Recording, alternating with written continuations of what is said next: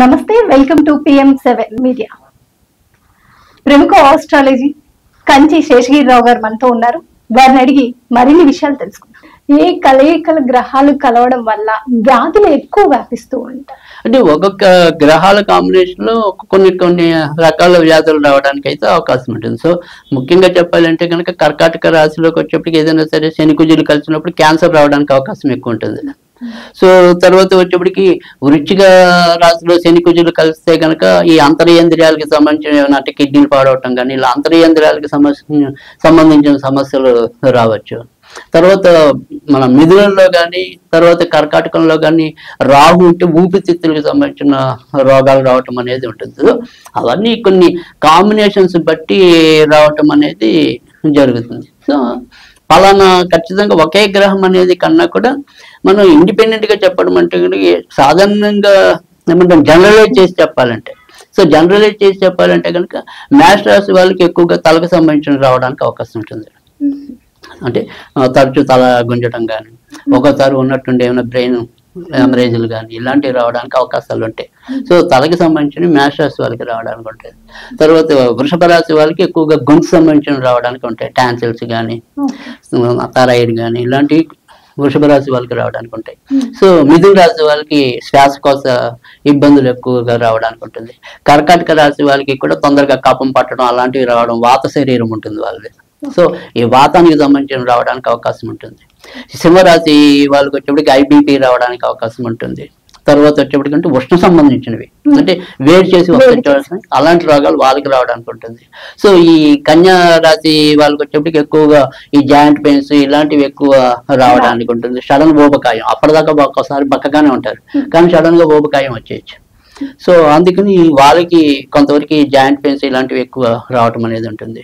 So తులా రాశి వాళ్ళకి జనరల్ గా అరుగుదలకి సంబంధించిన కరెక్ట్ గా లేకపోవటం, జీర్ణ వ్యవస్థ సరిగ్గా లేకపోవటం అలాంటివి వాళ్ళు రావడానికి ఉంటుంది. సో వృశ్చిక రాశి వాళ్ళకి వచ్చేప్పటికి ఏంటంటే ఈ టాన్సిల్స్ అంటే వాపులు ఇలాంటివి ఎక్కువ, ఇలాంటివి ఏమైనా వస్తారు అంటే ఎక్కడైనా వాపులు ఏ పార్ట్ అయినా వాపు ఉండొచ్చు.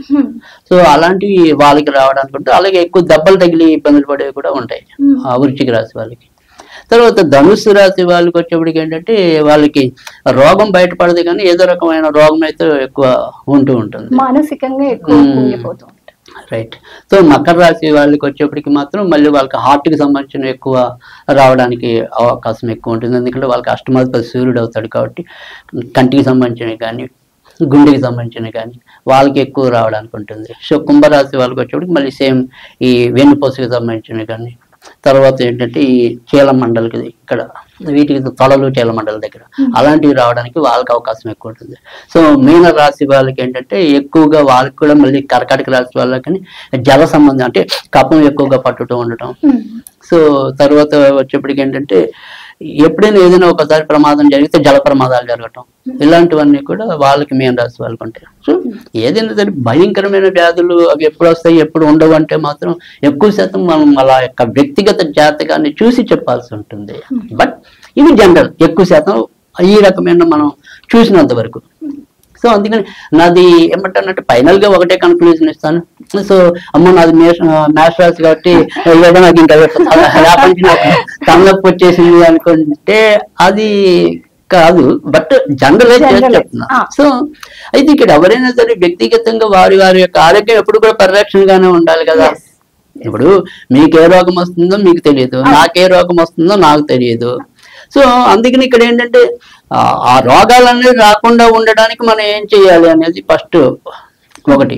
సో ఇక్కడ ఫస్ట్ పాటించవలసింది ఏంటి అంటే కనుక మనకి నేను 2 డివిజన్స్ ఉంటాయి అన్నమాట.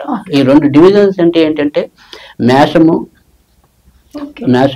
తర్వాత వచ్చేప్పటికి కర్కాటకము, తర్వాత వచ్చేప్పటికి సింహము, తర్వాత వచ్చేప్పటికి వృశ్చికము, తర్వాత వచ్చేప్పటికి ధనస్సు, తర్వాత వచ్చేప్పటికి మీనం. ఈ 6 రాశుల్ని గురుడు పాలిస్తాడు. సో వీళ్ళెప్పుడు అందుకని గురుడు కాబట్టి దేవతల గురువు కాబట్టి సాధారణంగా వీళ్ళెప్పుడు కూడా ఎంతో కొంత శుచిగా ఉండాలి.